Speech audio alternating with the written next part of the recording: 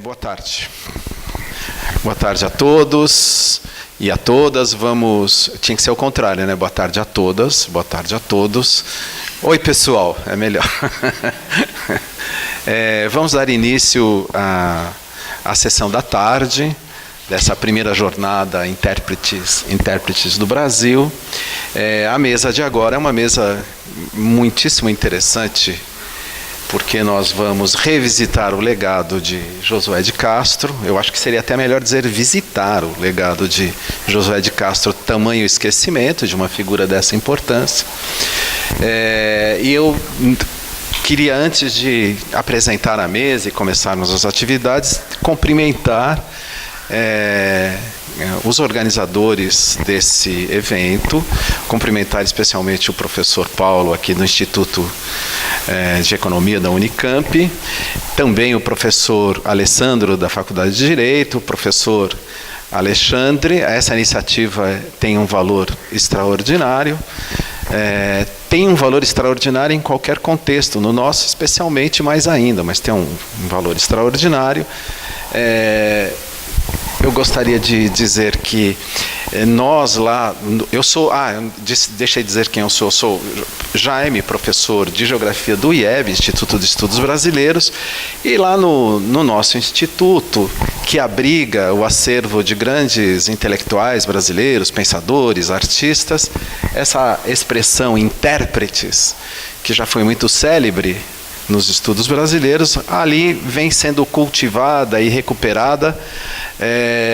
Então, para nós, esse evento é também uma reafirmação do nosso instituto, que é interdisciplinar, e isso nos honra muito, de trabalhar junto com a economia, com o direito, porque a ideia de interdisciplinaridade para nós não é uma ideia difícil de se realizar, é um procedimento difícil de se realizar, mas acho que dá para resumir no seguinte: não é uma contestação ao fato de existirem disciplinas, mas é a tentativa de, a partir das disciplinas, trabalharmos todos com o mesmo contexto, não mutilarmos os contextos.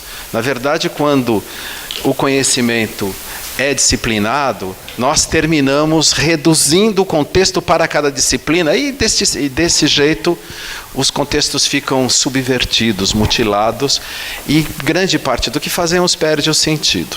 Bem, então, eu queria dizer isso inicialmente, e dizer que uma figura como Josué de Castro inspira essa postura, já que ele é um cidadão, e todos os colegas aqui da mesa sabem melhor disso, mas ele é um cidadão que ele é disciplinar, embora ele tenha sido médico, mas rapidamente transitou. Então é uma figura inspiradora para essa postura que estamos cultivando aqui neste momento. Um exemplo é que a nossa mesa aqui é constituída por um sociólogo, por uma socióloga, mas que também transitou e construiu a sua formação no campo das ciências médicas, por uma profissional do direito e por um economista. Então, isto faz jus um pouco à figura do próprio Josué de Castro.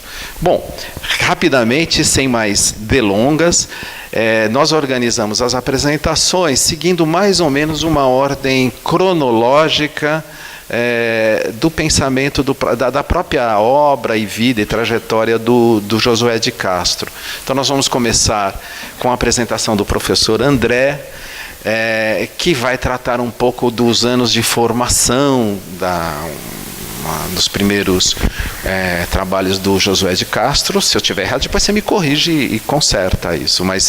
E aí nós vamos até chegar, passando pela Leia, que vai discutir um pouco da sua... Depois eu falo de cada um no momento, que vai discutir um pouco das políticas de segurança alimentar, não é mais segurança, de soberania alimentar. Depois pela Mercedes, que tem mestrado e doutorado discutindo especificamente a obra do Josué de Castro, seu legado. E finalmente vamos pensar o legado do Josué de Castro, numa vertente um pouco mais cultural e mais contemporânea, ali no ambiente onde ele se formou, no Recife e para além disso. Ok, então começamos com o professor André Luiz, o professor André Luiz é economista formado na Unicamp. Eu reparei que muita gente vem de fora, mas a origem é aqui na Unicamp. O professor André Luiz, que é economista, que fez doutorado e mestrado aqui na Unicamp, e que atualmente faz um pós-doc no IEB sobre Josué de Castro. E a pesquisa que ele realiza tem o seguinte título: Notícia dos Famintos, os anos formativos de Josué de Castro, 1930 a 1940. Então, passo imediatamente a palavra para o André, para a sua exposição. O André vai projetar imagens. Tá? André, fique à vontade. Boa tarde. Ouve-se bem aí atrás? Tá, boa tarde, quero cumprimentar Paulo, Alessandro, Alexandre, Elizabeth e faço minhas as palavras do professor Jaime da importância desse evento, que seja de fato o primeiro que prospere. Estou muito feliz de estar em casa, aqui me sinto assim, professor Paulo, né, voltando a casa, dei uma volta agora há pouco e revi aí lugares onde estive. Nunca estive neste lugar aqui a primeira vez, né? O que o tempo faz conosco. Mas é sempre uma alegria retornar ao Unicamp e ao IE. Sem mais delongas, eu vou fazer um início um tanto fazendo jus à minha formação inicial de economia, apresentar um pouco os dados e um contexto que eu tenho chamado do contexto que Josué deixou quando saiu do Recife para fazer sua formação em medicina e que ele encontrou quando voltou, né? Momentos em que pouca coisa na socioeconomia de Pernambuco havia mudado. O Recife e Pernambuco crescem muito, né? No período aí da atuação, da ida e volta de Josué, entre 1920 e 1940, né? Há um fluxo migratório importante, né, que contribui em boa medida para o incremento populacional de Pernambuco, e esse fluxo migratório vem principalmente da região, da sub-região do estado chamada Zona da Mata, né?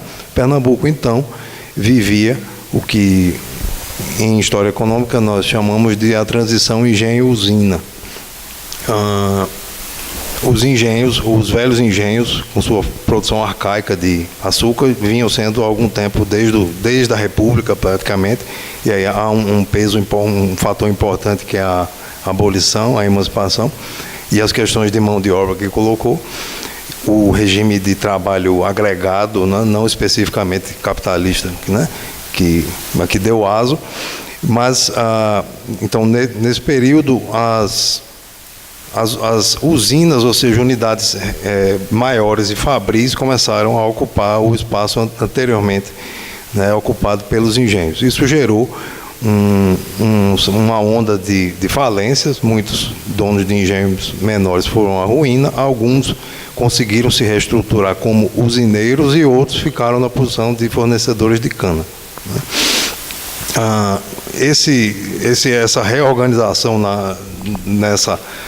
nessas frações de classe que constituíam a base da elite pernambucana não resultou num desaparecimento dessa figura. Eu vou dizer, por minha conta e risco, infelizmente não representou um desaparecimento da velha figura do senhor de engenho, do fornecedor de cana, e também da sua versão fabril, que foi o usineiro.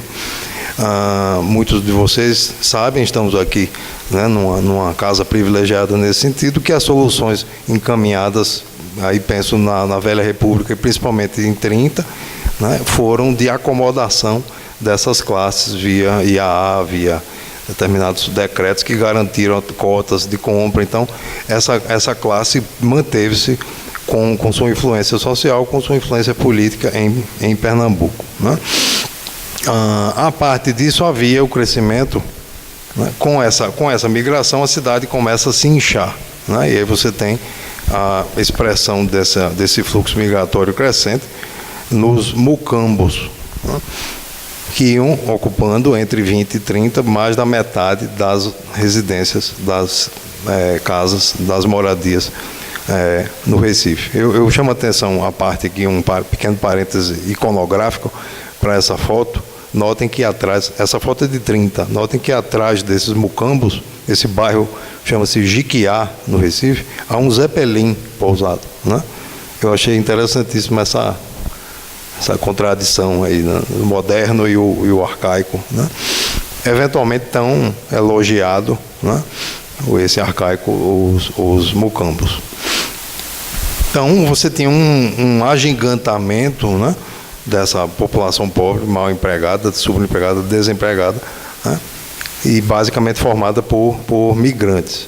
O agreste e o sertão de Pernambuco, as áreas secas que compreendem o semiárido, não expulsavam tantos migrantes para o Recife. Desde 40, se não me engano, desde a década de 40, que o agreste e o sertão já expulsavam, em termos absolutos, mais população para São Paulo, para o Sudeste, do que para Recife. Então, Recife crescia, de fato, à base dessas pessoas que fugiam da continuada desgraça da cana-de-açúcar e do açúcar em Pernambuco. A parte, como dizia, das usinas, comunidades fabris, ainda que não localizadas na cidade, as usinas eram unidades fabris na região produtora de cana-de-açúcar, você tinha outros setores que iam se desenvolvendo. O que é que eu trago aí nesse gráfico? Você tem o operariado em Pernambuco em 7 e em 20, né? E notem aí o crescimento de usinas e indústria têxtil, o crescimento representativo do setor têxtil. As usinas e a têxtil em 1907 correspondiam a 89% do emprego de operários no Recife e Grande Recife, que era basicamente onde você tinha indústrias, uma ou outra localizada no agreste mais próximo. Em 20, essa participação cai para 79%. Mesmo assim, são dois setores que basicamente empregavam todo mundo, apesar de não corresponderem a outros setores, né? As agrupadas são essas 4, elas correspondiam, né, a esse montante do emprego total do operariado em Pernambuco. A têxtil, menos as usinas, por essa importância, né, deletéria, porém importância social que tinham, sociopolítica, que tinha o grupo de fornecedores de cana e cada vez mais os usineiros, elas não perderam tanto. Mas a têxtil foi a breca, perdeu muito, de 1940 em diante, com a competição com o algodão e a têxtil e confecções daqui, do Sudeste. Vocês sabem que a atividade secular açucareira soma-se no século XIX e adentra a parte do XX a atividade cotonicultura. Então, açúcar e algodão eram as grandes fontes de renda para boa parte do Nordeste e também a base das suas elites regionais. Então, você tinha uma população operária que crescia e morava nesses mucambos e trabalhava particularmente nesses 4 setores. Os outros são insignificantes em termos de... Aqui, especificamente, o operário nas usinas e na indústria têxtil, eu fiz outra comparação, né, até 1934. Aqui, um texto mais longo, mas o que se coloca aqui, que no caso da indústria têxtil, que passa a empregar muita gente, você tem uma situação em que a exploração era aberta. Você pode falar mesmo em um super lucro, em situações de obtenção de mais-valia relativa clara, né? De novo, enquanto essa competição não se colocou. Então, eram salários muito diferentes dos daqui, porque, antes de tudo, você tinha um enorme exército de reserva à disposição dessas unidades fabris, que eram grandes. Esta foto aí é a foto da Paulista.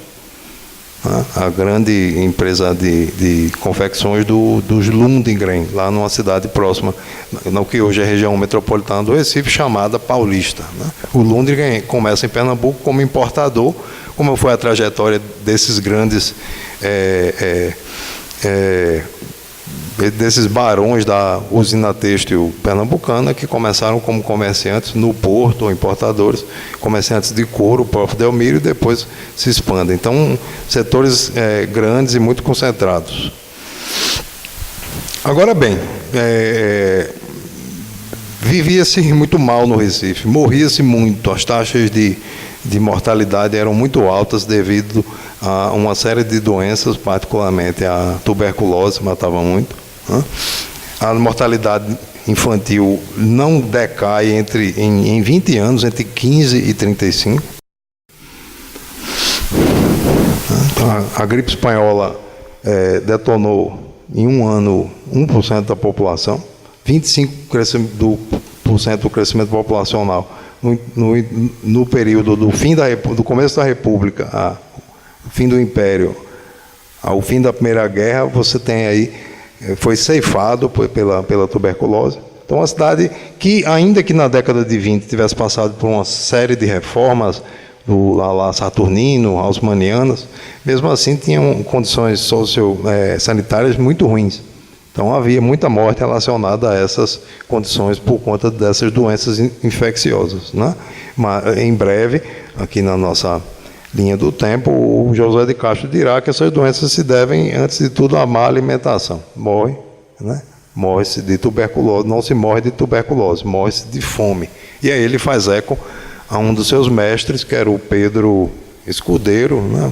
Um teórico argentino, um dos pioneiros da nutrição na América Latina, que começa a abordar a discussão nutricional, a discussão fisiológica, a discussão de alimentação, como que é enraizada em questões sociais. Os problemas fisiológicos de má alimentação, subalimentação, relacionados a causas estruturais que podem ser explicadas pela sociologia. Eram dois campos do saber que cresciam muito nessas primeiras 3 décadas do século XX. Então, esse é o quadro que eu quis trazer, que o nosso Josué Apolônio de Castro, que não gostava do Apolônio, né? Revelou já em entrevista mais tardia, né? Não gostava do Apolônio. Nasceu em 1908. José de Castro é um recifense. O que quero dizer com isso, né? Natural do Recife.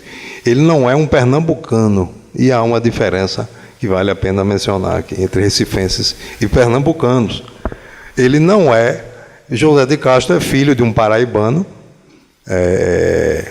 migrante, fugido das secas seguintes à grande seca de 77, que se instalou no Recife para vender gado.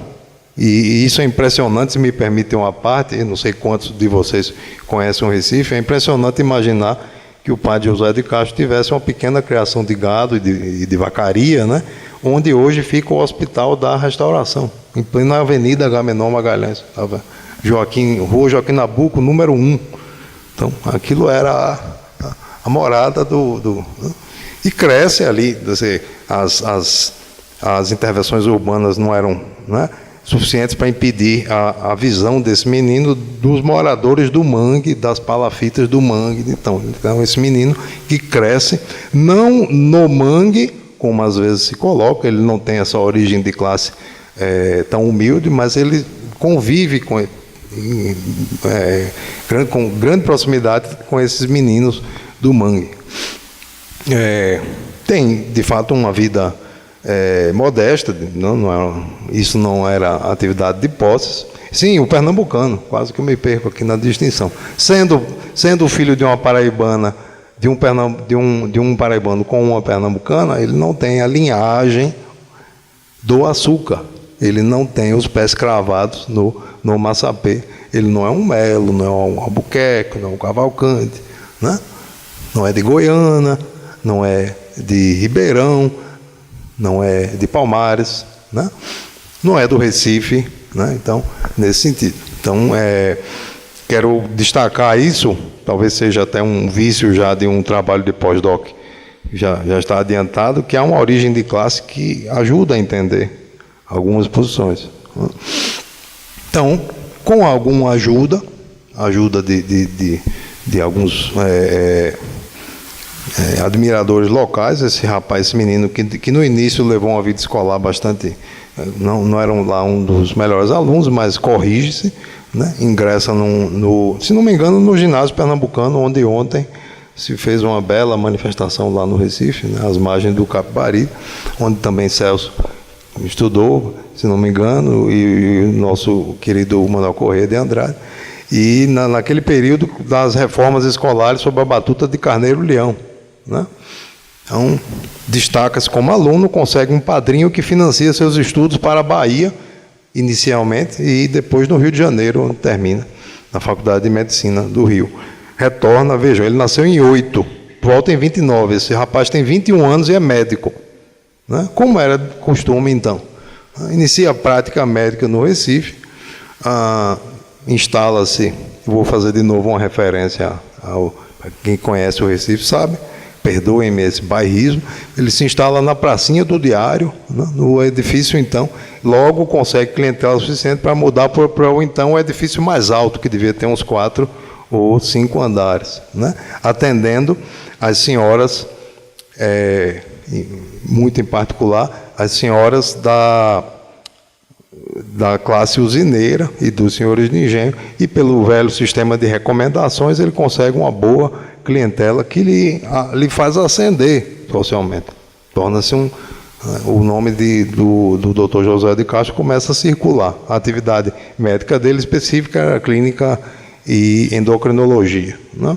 Ainda que a sua formação e o seu interesse, na verdade, ele se queixava muito dessa atividade, de estar só, né, com ela, era a docência e a pesquisa. Escrevia muito, né?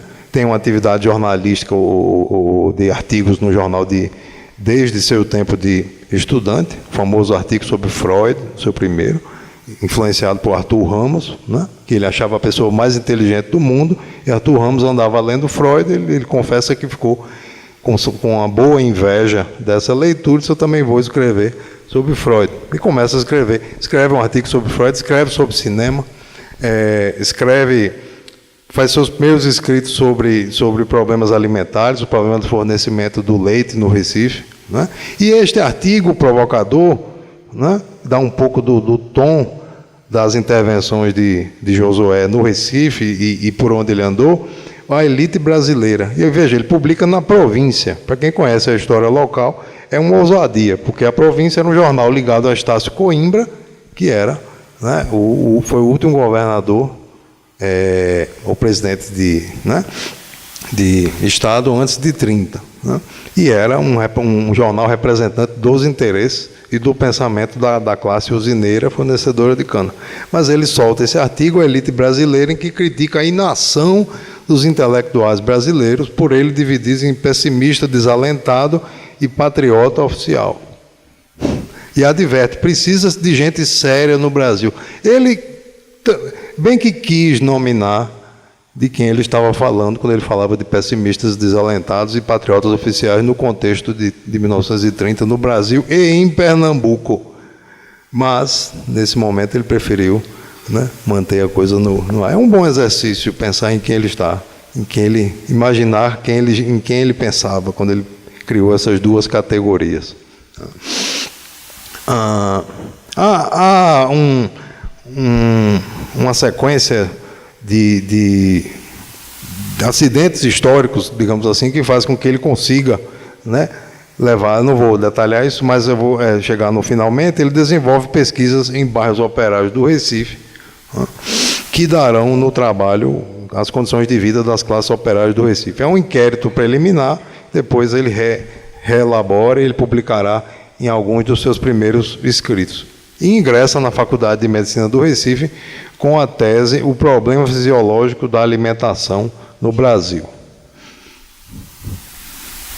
Eu adoro essa frase, né? Esse moço, né, com 20 e poucos anos, dando aula de medicina, dizendo que o metabolismo basal porta-se na esfera fisiológica de maneira semelhante ao indivíduo na fisionomia social burguesa. Quando a temperatura baixa, o metabolismo sobe. Nas altas temperaturas, o metabolismo desce. Um estudante de medicina, por exemplo, numa festa de jovens operários, seu nível sobe e na sofisticação dos clubes elegantes, seu nível desce. Assim, no caso, o nível social se compara à temperatura na fisiologia. Então, por essas e outras, que ele se torna também, além de um médico muito bem conceituado, um professor muito querido, né, e muito lembrado entre as gerações de alunos a que ele ensinou no Recife e no Rio de Janeiro. O problema fisiológico da alimentação é um estudo pioneiro da fisiologia da nutrição nos trópicos, que ele tenta discutir, aí se colocando contra as teses eugênicas, então, que havia um problema de produtividade que tinha a ver com o clima e tinha a ver com origens étnico-raciais. De uma maneira diferente, essa discussão já estava colocada e um expoente dela, Gilberto Freire, né, mas ele tenta explicar a partir de uma discussão técnica fisiológica, a fisiologia da alimentação, né, o rendimento e as combinações de alimentos, as práticas alimentares, como elas se expressam, né, em termos de consumo calórico e o consumo calórico necessário para o desempenho do trabalho.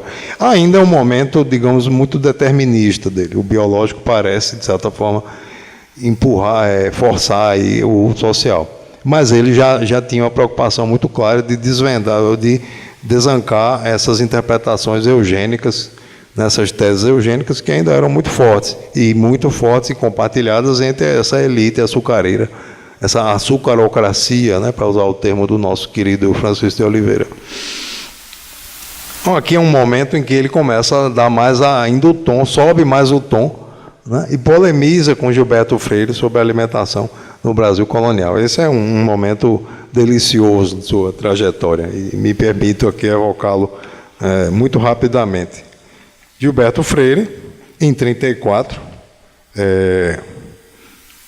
publica, em 1933, publica Casa Grande Senzala, e lá no texto, a página 60 e tanto dessa primeira edição, ele expressa sua discordância com o trabalho de José de Castro, que ele supostamente leu, né? Não concordamos, né? Inteiramente errado, ao nosso ver, José de Castro no seu trabalho, etc. Então, isso circulou, o Josué leu e lê o desenvolvimento. Então, é uma discussão muito técnica sobre alimentação em que Gilberto Freire tenta e não consegue distinguir albuminoides, confunde ou associa albuminoides e proteínas, né, coloca como coisas diferentes, sendo a mesma coisa. Josué consegue um espaço no jornal Diário da Manhã, que era de Carlos de Lima Cavalcante, ligado a Carlos de Lima Cavalcante, opositor, né, e já governador pós-30, consegue um espaço e publica um artigo chamado Casa Grande Senzala, onde coloca o seguinte: tendo o Gilberto, sem ser médico, comentado o trabalho à maneira de sociólogo, eu também, sem ser sociólogo, falarei do livro dele. Não? E é uma reação agastada, desanca o mestre de Apipu. Mostra o total desconhecimento. Qualquer rapaz que conheça um pouco de biologia, de bioquímica, sabe que ele não está falando coisa com coisa, né? Alimentação, porque havia a ideia de Freire, dentro de sua perspectiva de aproximação importante em seus trabalhos de alimentação e raça, ele tenta colocar, né, que havia uma espécie de pirâmide invertida. Os trabalhadores eram o que melhor comiam, o escravo era o mais bem alimentado, né? E ele disse: eu não posso concordar com isso, né? Não coloca assim, essa é uma interpretação minha que eu levo adiante. Você tem um regime escravista que é opressor, ele também é opressor do ponto de vista da provisão de alimentos. O escravo não escolhe o que come em boa parte do seu tempo. Há interpretações diversas, há situações diversas, mas no geral o escravo não é necessariamente o mais bem alimentado. Não só porque ele não tem livre acesso ao que gostaria de comer, ele come o que lhe dão, em boa medida, né? Como só. Vamos ver como a gente resolve isso aí. Mas não, vamos lá. Enfim, há uma polêmica aberta aí, e eu vejo ela muito mais do que apenas uma chateação por ter sido, né, corrigido, por alguém importante como o Freire ter discordado de um jovem médico tentando, né, galgar aí posições, mas como uma briga, uma disputa assim, de campos do saber, de intelectuais de origens diferentes, disputando o campo do saber, que em muitos pontos coincidiam, a alimentação, a nutrição, essa sociologia, essa antropologia da nutrição e dos alimentos. Ele depois se lamentou, disse: eu acho que eu perdi nessa, o Josué, porque vão atrás dessa polêmica e vão ler o Freire, ele vai ser lido 2 vezes e eu não vou ser lido. Leia do engano. Mas ele depois foi esquecido, infelizmente, Freire não foi. Retorna ao Rio, abre uma clínica médica lá, e também não demoraria a se tornar maior em sua especialidade, na rua Porto Alegre, se não me engano, edifício Porto Alegre, um andar inteiro, e ocupa, a convite de Roquete Pinto, a cátedra de Antropologia na Universidade do Brasil. Isto foi outra ciumeira pernambucana, porque Freire não gostou, né? Consta aí. E há uma sequência de publicações, a questão do salário mínimo, a alimentação em raça, a alimentação brasileira à luz da geografia humana, a primeira aproximação dele do método geográfico, o documentário do Nordeste, um livro de textos variados sobre literatura, sobre os mucambos, sobre alimentação. Ele republica nesse documentário do Nordeste, que é de 36 ou 37, esse primeiro inquérito que ele fez com as classes operárias em Pernambuco, no Recife, fisiologia dos tabus. Ele traz a discussão de tabu de Freud e Wundt, né, para o campo da alimentação. E é muito interessante porque ele identifica em Pernambuco, né, era sempre seu primeiro campo ali de estudos, uma série de tabus alimentares, né, uns introduzidos pelo senhor de engenho: não coma manga à noite que faz mal, não coma manga com não sei o quê. Né? Outros característicos de regiões onde as práticas alimentares eram muito viciadas. Por exemplo, disse até hoje, no sertão, no Agreste, que eu não vou comer folha, salada, que eu não sou lagarta. Né? Então ele identifica aí uma série de interdições, a ideia de interdição alimentar, de impedimentos de diversas ordens, entre eles esse do poder do senhor de engenho, que proíbe alimentos. Né? E aí há o seu ingresso na burocracia varguista, estado-novista, e ele assume de 40 a 45 uma sequência de órgãos, de serviços, o SAPS, o Serviço de Alimentação, o Serviço Técnico de Alimentação Nacional, né? É um fazedor, cria a revista Arquivos Brasileiros de Nutrologia e dirige o Instituto Técnico de Alimentação, que depois foi incorporado, né, como Instituto de Nutrição, que está lá até hoje, que creio, e quero estar errado nessa crença, que é o lugar onde ainda se lê José de Castro seriamente. Corrija-me, Messias, se eu estiver errado, mas vamos falar disso aqui. É um autor absolutamente não lido. Né? Aqui um trecho, muito rapidamente, que encaminha uma discussão importante das condições de vida das classes operárias do Recife. Né? Sendo este o regime habitual da família operária no Recife, esse trecho é das conclusões de um estudo que é uma POF, atenção, alunos de economia. É uma primeira pesquisa de orçamento familiar, essa primeira feita no Brasil, né, em que se tenta inquirir as condições de alimentação, o gasto mensal com alimentação, quanto isso pesa no orçamento. Já vimos aqui, com essa mão de obra farta em Pernambuco, à disposição desses operários, desses industriais têxteis, eles eram muito mal pagos relativamente a São Paulo, por exemplo, e quanto eles gastavam com sua alimentação. E no caso de Recife era 70%, a Argentina 50%, São Paulo 60%, talvez, ou 50%, São Paulo e Argentina 48%, algo assim. Ele partilhou dados com o Pedro Escudeiro, que eu falei há pouco, e fez um estágio com o Pedro Escudeiro na Argentina. Então, um total de 1.646 calorias. Muito modestamente, você precisa de 2.500 a 3.500 por dia. Né? Então, qualquer pessoa que possui... Isso é o regime de uma família operária, considerando que o cabeça, em geral, apenas ele, ou muitas vezes a mulher dele também, e um filho com certa idade, também trabalhavam em fábricas. né? Qualquer pessoa que possua noções gerais de dietética e diante de um regime desta ordem só tem uma pergunta a formular: como se pode comer assim e não morrer de fome? E só há uma resposta a dar, se bem que um tanto desconcertante: como? Morrendo de fome. As pessoas comiam mal, né? Comiam pouco, comiam mal qualitativamente, com carne seca, o charque, feijão, farinha, açúcar, um pouco de açúcar e café. Leite, ovos, milho, outros carboidratos bons não apareciam na dieta em geral. Gastavam mais de 70% em média de seu orçamento com essa alimentação ruim e o resto tinham que dar conta de outros gastos. E boa parte dessas pessoas morava em mocambos. Então há uma exposição desde da interna, quer dizer, você não se alimenta e não consegue se proteger, e você é desprotegido em sua morada também. Você estava gerando, né, tinha gerações de pessoas expostas às doenças, né? A ideia aqui é que a doença é uma agressão externa para a qual você tem defesas ou não, e elas vêm principalmente da alimentação, de uma alimentação balanceada, né? Então é muito pior do que um surto epidêmico ou um flagelo das secas, ele coloca nessa comparação. Essa subalimentação permanente, essa má alimentação, essa subnutrição relativa. Há uma sequência de trabalhos, fisiologia dos tabus, o problema da alimentação no Brasil, que depois foi publicado aqui, acho que não dá para ver, mas foi publicado pela Brasiliana, que foi dirigida, eu creio que anos antes, até poucos anos antes da publicação deste trabalho de Josué de Castro, pelo Freire, que, aliás, sempre que pôde, elogiou Josué. Aludo de novo a pequena peleja aqui. Sempre que pôde, Josué, Gilberto teceu lá seus elogios ao recifense, né? O pernambucano elogiando o recifense.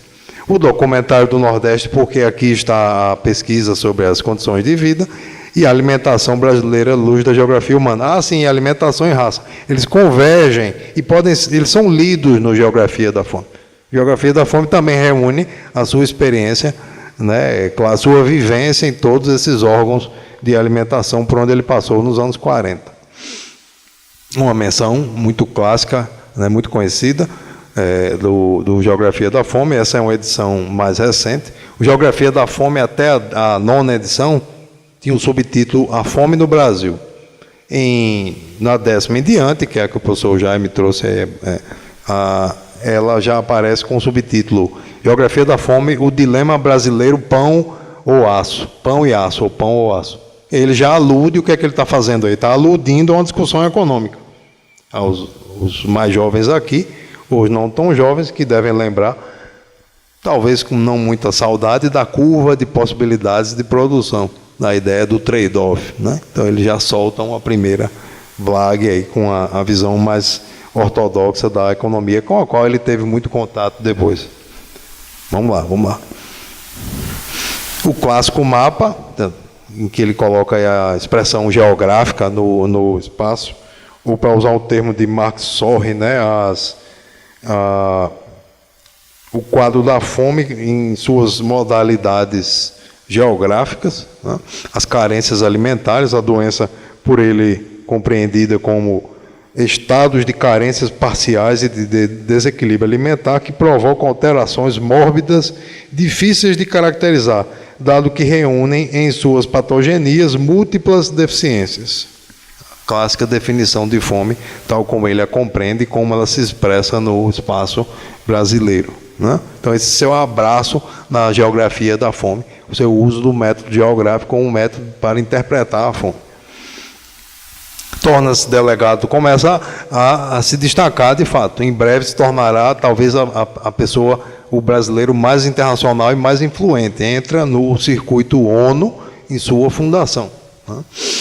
Elege-se 2 vezes, é eleito e reeleito para a FAO, a Food and Agriculture Organization da ONU, preside o conselho. Depois deixa a FAO atirando, como é seu estilo, criticando que nada não fizemos, né, muito do que poderíamos ter feito. Alega lá os obstáculos institucionais. Ele depois chamará de imperialista os interesses econômicos, né? E publica nesse ínterim, né? Sempre encontra tempo para trabalhar, ingresso para escrever, lamentava-se quando não tinha tempo para escrever, né? E ingressa na Faculdade Nacional de Filosofia da Universidade do Brasil, em Geografia Humana, com essa tese, fatores de localização da cidade do Recife, né? Que ele evoca essa presença da água, né? Que de fato é algo que é uma constante em nossas vidas de recifenses. Aí torna-se de fato um nome internacional quando adentra a discussão, quando começa de fato a politizar a fome, a geopolítica da fome. O livro negro da fome completa esse ciclo, né? E ingressa na atividade parlamentar. Elege 2 vezes pelo PTB de Pernambuco. Na segunda eleição, a de 58, ele teria sido, ou foi, de fato, o mais votado do Nordeste. E ele gostava de lembrar isso.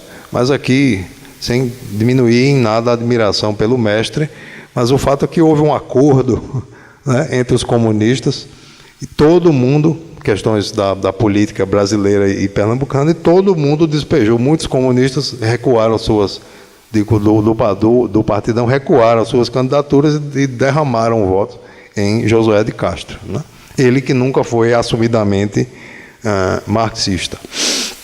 Então, a década de 60 é uma década de um Josué de Castro muito mais engajado. Publica 7 palmos de terra em um caixão, ensaios a seu perfil já internacional, que subtraiu muitos livros e artigos. Homens e Caranguejos, que será abordado pelo Túlio. E aí, em Jango, ele é designado embaixador junto à Conferência Internacional de Desenvolvimento em Genebra, e ele havia, nesse momento, abriu mão de seu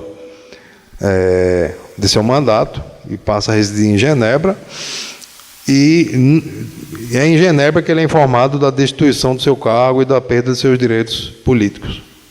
Então, diversos países o convidam para que lá ele se exilasse. Ele escolhe a França e permanece em Paris até a sua morte, em 73, sem conseguir retornar ao Brasil, malgrado os seguintes pleitos feitos aos governos militares. Pediu várias vezes para que fosse aceito quem entrasse no Brasil, e esse pedido sempre foi negado. Morbidamente, quando o pedido foi aceito, o informe chegou após a sua morte. José de Castro foi um perdedor líquido. Eu conversava isso mais cedo com o Túlio. José de Castro, entre tantas personalidades brasileiras que foram exiladas desse calibre, foi o perdedor líquido. Eu não quero aqui, todos sofreram, mas José de Castro não voltou. Ele teve seu nome sempre vetado. Então isso coloca, esse termo é meu, é um perdedor líquido desse período. Aqui um trecho de 7 palmos de terra em um caixão que me parece muito atual.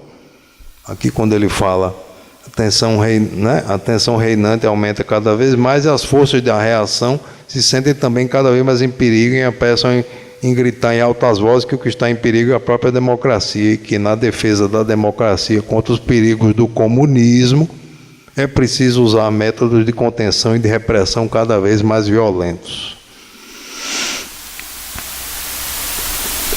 Então, a outra das tantas frases famosas de nosso menino do mangue, ao qual ele nunca voltou. Não foi na Sorbonne, já estou concluindo, nem em qualquer outra universidade sábia que travei conhecimento com o fenômeno da fome. O fenômeno se revelou espontaneamente a meus olhos nos mangues do Capibaribe, nos bairros miseráveis da cidade do Recife. Foi o Rio, o meu primeiro professor de História do Nordeste, da história desta terra quase sem história. É verdade que a história dos homens do Nordeste me entrou muito mais pelos olhos do que pelos ouvidos. Entrou-me por dentro dos meus olhos ávidos de criança, sob a forma destas imagens que estavam longe de serem claras e risonhas. E aí ele, no fim da vida, se lamentava por essa impossibilidade de voltar. Não se morre apenas de infarto agudo do miocárdio ou de glomerulonefrite crônica, se morre também de saudades. E aí, de tantas declarações que se deu sobre Josué, tantos depoimentos, eu acho essa preciosa. De Souza Barros, o conselheiro Souza Barros, que está por merecer um estudo mais minucioso, não é, Alexandre, lá no IEB? O conselheiro Souza Barros. Viveu numa tiragem constante, dando de si um esforço que fez em dobro a sua vida, pelo que realizou, pelo que agitou, pelo que sugeriu, pelo que provocou. Viveu nos seus 65 anos de idade muito mais do que um século. Obrigado.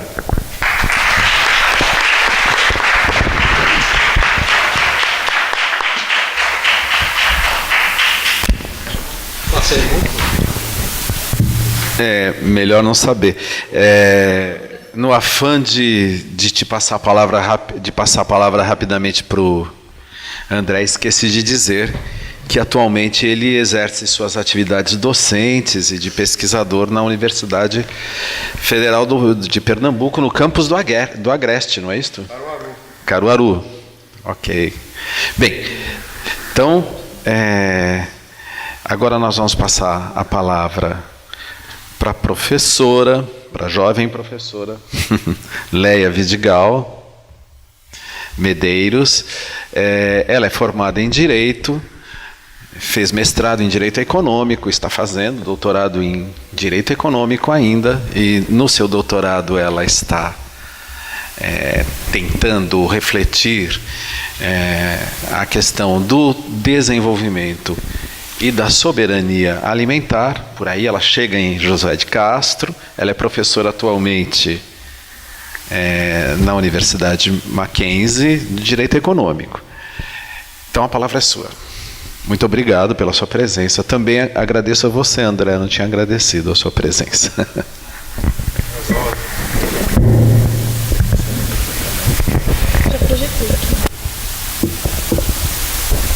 Boa tarde a todas e todos. Queria agradecer primeiro o convite. Eu fiquei muito honrada em receber esse convite, em participar dessa mesa, apesar de um pouco insegura. Muitos especialistas, eu sou do Direito Econômico e cheguei no José de Castro por um caminho diferente, que eu vou explicar daqui a pouquinho, mas ainda assim muito honrada e espero contribuir para essa conversa e para esse resgate do que foi Josué, esse gigante do Brasil para o mundo, como é a minha apresentação. Professor Paulo, obrigada. Alexandre foi meu professor no mestrado, aprendi muito e agradeço. Professor Alessandro Taviani, colega de Direito e Subdesenvolvimento lá na Faculdade de Direito da USP. E a mesa também, na pessoa do professor Jaime Oliva, muito obrigada por compartilhar aqui toda essa carga de conhecimento sobre o Brasil e sobre esse nosso intérprete. A minha exposição, na verdade, preciso fazer duas observações. Primeiro, como eu cheguei no Josué de Castro. A minha pesquisa no doutorado, eu estudei bastante no mestrado o desenvolvimento e a teoria do subdesenvolvimento a partir principalmente do Celso Furtado. Então, eu sou furtadiana de formação e o direito econômico muito embebido nessa teoria de como superar o subdesenvolvimento brasileiro. E no doutorado eu migrei de tema para política agrícola e soberania alimentar, entender como o direito conforma e organiza a política agrícola voltada, ou não, dependendo da história, como ela se verifica, à superação do subdesenvolvimento, a soberania econômica e a redução das desigualdades sociais, que é o núcleo do pensamento do Celso Furtado, que a gente aplica, que a gente estuda, né, no nosso núcleo de pesquisa. E pelo tema eu cheguei no Josué de Castro. Eu percebi que não dá para estudar política agrícola, não dá para estudar soberania alimentar sem entender quem foi Josué de Castro e qual foi a contribuição dele na fundação dessa reflexão no Brasil e na criação institucional dessas políticas no Brasil. Então eu cheguei nesse ponto para dizer que entrei no assunto, no autor faz um pouco mais de um ano agora, né? Eu estou na metade da pesquisa de doutorado e estou procurando identificar essas raízes do pensamento, da criação da soberania alimentar como mote, segurança, soberania alimentar, uma dupla expressão, segurança alimentar, soberania alimentar como mote da organização agrícola de um país e da relação entre essa política agrícola com a indústria e com todo o processo de desenvolvimento econômico e social. E, portanto, a minha exposição vai ser bastante mais panorâmica do que talvez as outras, porque eu vou buscar abranger a contribuição do Josué como intelectual e também como político, que ele foi as duas coisas, e isso durante um período que, apesar de não ser o tanto quanto a gente gostaria, né, se ele estivesse no Brasil teria feito muito mais na ditadura, ou depois de 64, mas que foi bastante prolífico, ele fez muito, ele escreveu muito, então a minha exposição certamente vai pular uma série de ações e de contribuições que não cabem em 30 minutos de exposição. Dessas duas observações feitas, a ideia, a agenda, né, dessa nossa conversa é traçar, em primeiro lugar, um perfil. Na verdade, é só mencionar. Ixi, saiu. Eita. O que acontece?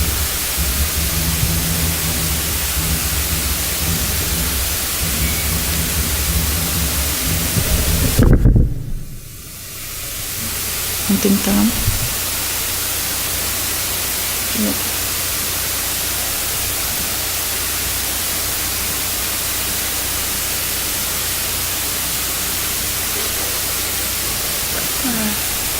Ele está lendo.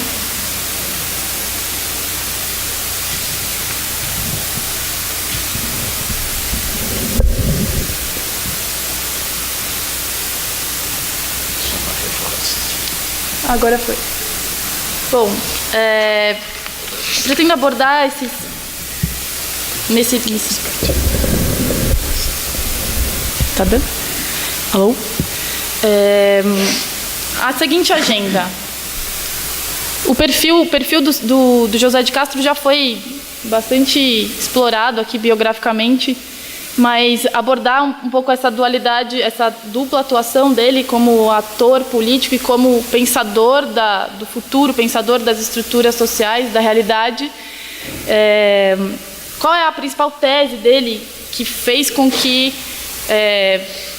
mudasse a visão do mundo mesmo sobre o fenômeno da fome, né? A primeira vez que a fome vai ser enunciada como um problema político, não um problema natural determinado. E um pouco da ação dele, um pouco da ação de Josué como criador de políticas públicas no Brasil, tanto no Poder Executivo quanto no Legislativo, e na FAO, no âmbito da formulação de programas e na atuação dentro da FAO, que é a Organização para a Agricultura e Alimentação das Nações Unidas. E até o ponto de dizer que é possível localizar o Josué como um precursor, ou o embrião, o pensamento de José de Castro como um embrião das políticas, da própria definição do que hoje a gente entende como segurança alimentar e soberania alimentar, e como se organizam os sistemas, o que a gente chama de sistemas de proteção ou sistemas de promoção da segurança alimentar e da soberania alimentar. Bom, o perfil do José de Castro é bastante múltiplo, né? É difícil segmentar, assim como o Celso Furtado estava comentando na hora do almoço, que é difícil segmentar uma análise em uma área do conhecimento sobre esses pensadores que eram tão completos.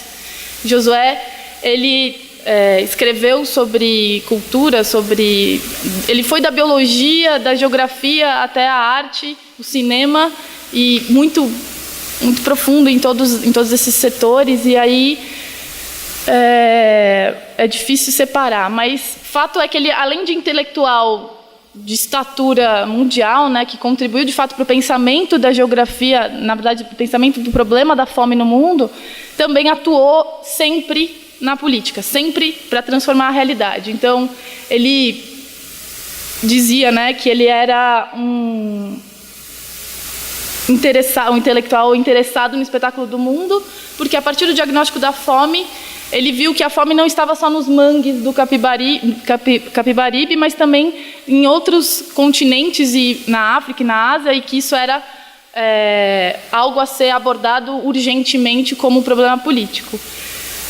A ideia, ou a ação do Josué, a carreira, a vida, foi dedicada a diagnosticar a realidade, partir da realidade, para compreendê-la até o limite da ciência e retornar para essa realidade com o objetivo de transformá-la. Então, ele nunca foi um acadêmico estrito.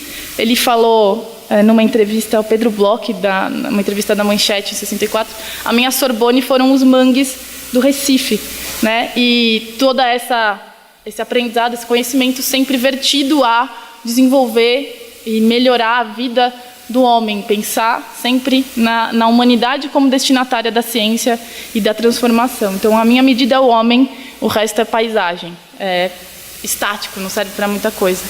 Isso moveu toda a vida desse nosso intérprete. A tese principal que está... nossa, tá difícil aqui. Eu vou seguir, se voltar, que bom, senão a gente vai perder o horário. A tese principal que está consolidada em Geografia da Fome, mas em vários escritos do Josué, é o fato de que a fome é um problema político. É a manifestação, vai dizer ele, é a manifestação biológica de um complexo econômico que é o subdesenvolvimento. A fome não é decorrência natural, decorrência de um fenômeno insanável da natureza, da escassez de alimentos, ou aquelas teorias malthusianas, né, de que a única solução para a fome seria reduzir as taxas de natalidade, por exemplo. Eu falo, não, problema político que pode ser politicamente resolvido, e isso depende da ação humana, inclusive, da vontade humana e de uma série de reflexões e planejamento, principalmente. Vai dizer, então, Josué, a fome não é mais que uma expressão, a mais negra e a mais trágica expressão do subdesenvolvimento econômico. Expressão que só desaparecerá quando for varrido do país o subdesenvolvimento econômico, com o pauperismo generalizado que este condiciona. O que é necessário por parte dos poderes públicos é condicionar o desenvolvimento e orientá-lo para fins bem definidos, dos quais nenhum se sobrepõe ao da emancipação alimentar do povo. Então, é um problema a ser resolvido com urgência por políticas públicas, por planejamento e por um processo de diagnóstico e ataque, como ele fala algumas vezes enquanto deputado. Qual o método dele, né? Um pouquinho do... Voltou, ótimo. Bom, a citação está... O método do Josué foi justamente nessa toada de partir da realidade para refletir sobre o mundo e transformar essa interpretação geográfica dos fatos sociais. O Inácio Sachs vai dizer que, para o Josué de Castro, os problemas sociais tinham que ser mapeados, eles tinham que ser identificados nas suas especificidades locais, regionais, naturais, inclusive, e culturais. Por quê? As médias encobrem a verdade. Então, a renda per capita encobre a verdade, o crescimento do PIB encobre a verdade. E isso oculta todo um fenômeno e uma opressão de massas humanas que estão sendo apagadas nesses dados. Então, tem uma crítica bastante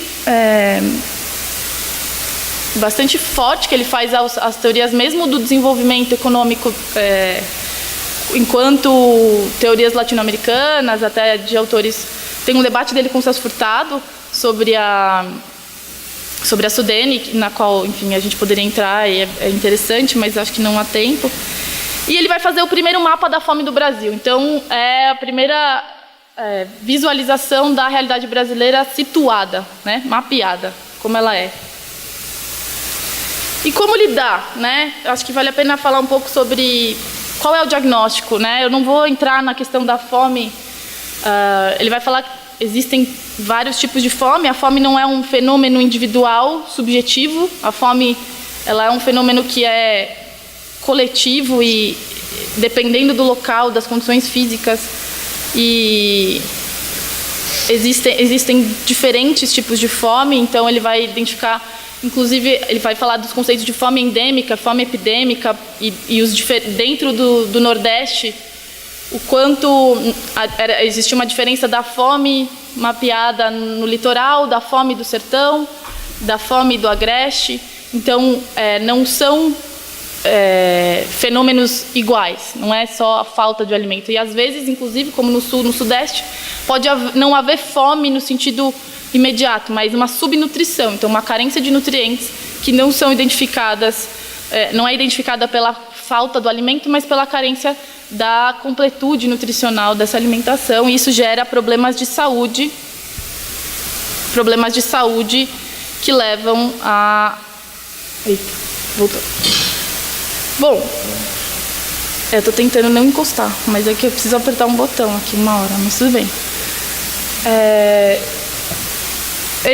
O diagnóstico do Josué em relação à estrutura brasileira, especificamente, é a conformação do subdesenvolvimento historicamente a partir da ação colonizadora. Então, a economia, e isso, nessa parte, ele lembra muito o Celso Furtado, né, na análise dos ciclos, o ciclo do ouro, o ciclo do pau-brasil, o ciclo do ouro, o ciclo da cana-de-açúcar, e o quanto essa economia cíclica, monocultora, exportadora de commodities agrícolas, ela organizou o território e expulsou a produção de alimentos para atender às necessidades nutricionais e às condições de vida da população do território. Então, inclusive, para mim, né, como estudiosa do direito econômico, atos régios da metrópole proibindo a criação de bois a 60 léguas da costa, para que não houvesse competição entre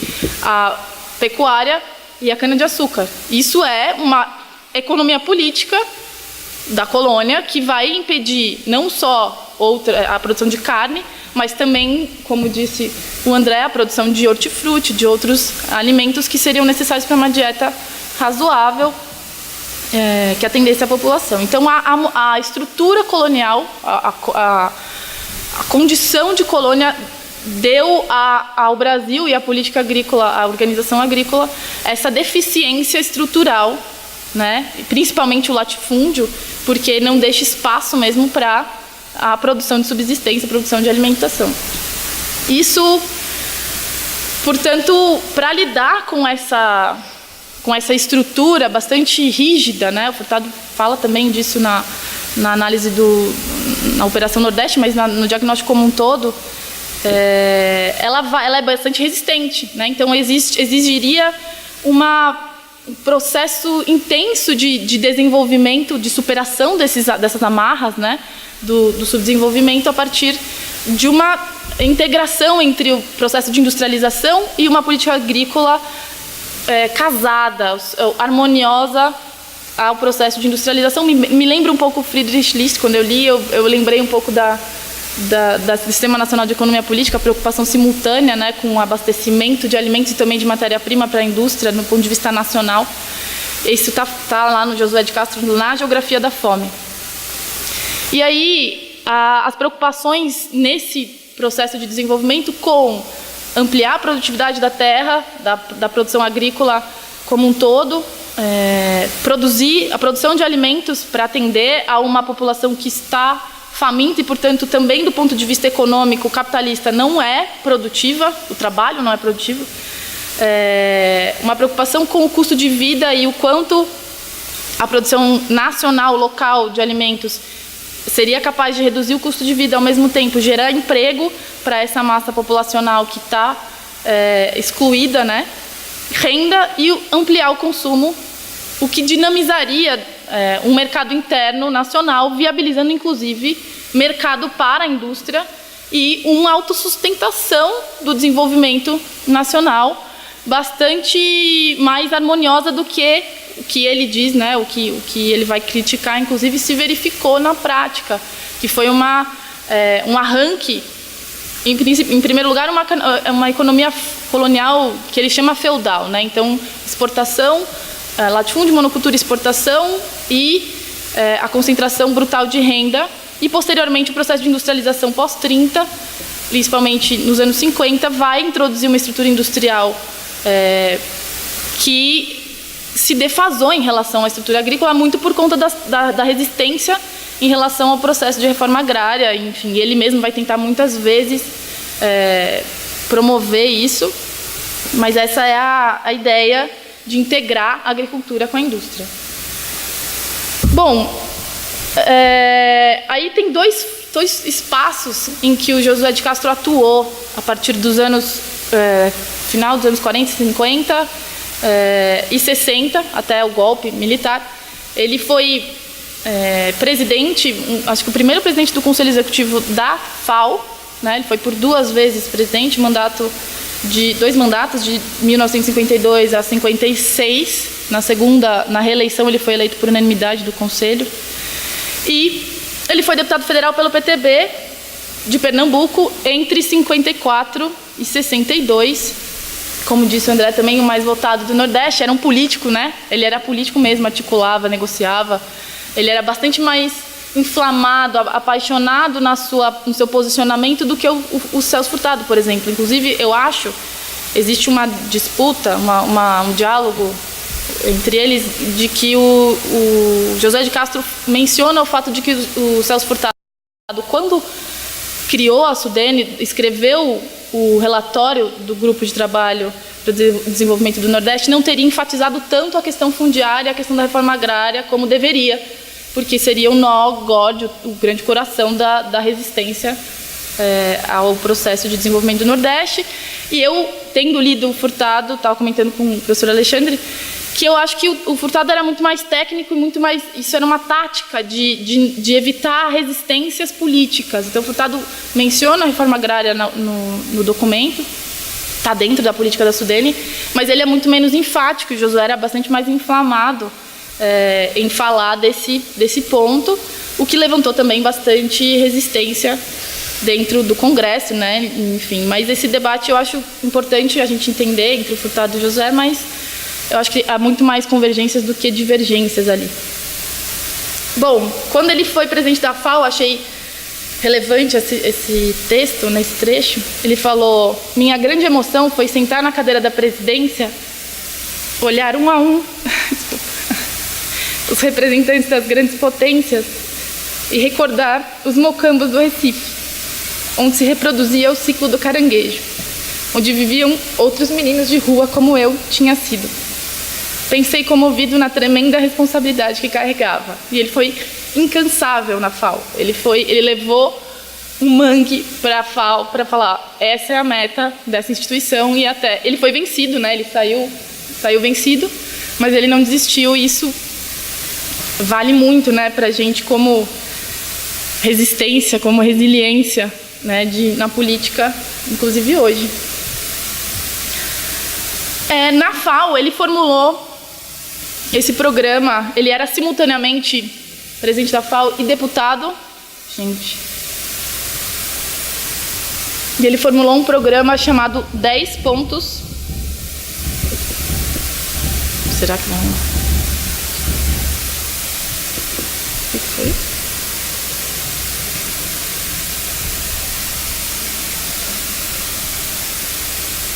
Tá lendo? Foi. 10 pontos para vencer a fome, que é uma agenda de superação do subdesenvolvimento do ponto de vista agrícola, né? Esses 10 pontos eram o combate ao latifúndio, a reforma agrária, em primeiro lugar sempre, o combate à monocultura em largas extensões, sem correspondentes zonas de abastecimento de grupos humanos nela empregados, ou seja, extensas áreas de monocultura que não tinha de onde tirar alimento para quem trabalhava nessas zonas, aí irracional do ponto de vista humano, né? Aproveitamento de terras no entorno dos grandes centros urbanos para agricultura de sustentação, principalmente hortifruti, né? Policultura de alimentos em pequenas propriedades, mecanização intensiva da lavoura. Então, a pequena propriedade intensiva e capital era a meta dessa organização agrícola nacional. A questão do financiamento bancário adequado, que é uma política adotada por todos os países desenvolvidos, né? O crédito para a agricultura, o seguro rural, seguro agrícola, a garantia de preço mínimo, subsídios, são instrumentos de atuação do Estado para regular o mercado agrícola e a produção e garantir que o produtor sobreviva, né, aos ciclos. Isenção de tributos sobre terras integralmente destinadas à produção de alimentos, o fomento do cooperativismo, que também é uma forma de organização da produção bastante utilizada no mundo desenvolvido para a produção de alimentos. A cooperativa é um instrumento importante. Aprofundamento da produção científica no campo da nutrição. E aí, a Mercedes vai saber melhor, mas ela, na sua tese eu li que ele organizou, inclusive, a visão da nutrição como uma ciência social, né? Como uma ciência voltada a enxergar a nutrição para o desenvolvimento humano, não só biológica ou química. Então, isso unificou, inclusive, o campo da nutrição em torno dessa visão do Josué de Castro. Campanha Nacional de Educação Alimentar. Então, educação alimentar, noções de higiene básica, doméstica, economia agrícola, cuidados com a terra, ainda que de maneira preliminar, uma campanha nacional sistemática de educação sobre a produção agrícola. Além, esse plano guiou, eu acho que quando eu vejo as ações, eu vi muita identidade entre as tentativas, algumas delas de sucesso, outras não, de ação política do José de Castro, foram muito guiadas por aqueles 10 pontos, né? Pelo diagnóstico, pelos pontos que seriam estruturais de uma política agrícola nacional voltada ao desenvolvimento humano. E aí alguns programas, algumas das ações, né, não dá para enumerar todas, mas alguns bastante relevantes, ele fundou instituições e programas que foram a origem da política alimentar até hoje no Brasil, né? Coisas que existem até hoje, a gente não sabe quem inventou, mas foi ele. Ele criou o SAPS, o Serviço de Alimentação da Previdência Social, em 1939, dirigiu o SAPS também, a pedido do governo Vargas. São restaurantes populares para a classe trabalhadora a baixíssimo custo. A Comissão Nacional de Alimentação, que era Serviço Técnico de Alimentação Nacional e foi transformado em Comissão Nacional de Alimentação, primeiro órgão planejador da alimentação, primeiro órgão planejador da alimentação no Brasil, formulador de políticas públicas de alimentação, abastecimento, e de lá saiu, em 53, o primeiro Plano Nacional de Alimentação e Nutrição, que foi o próprio José de Castro que elaborou, né?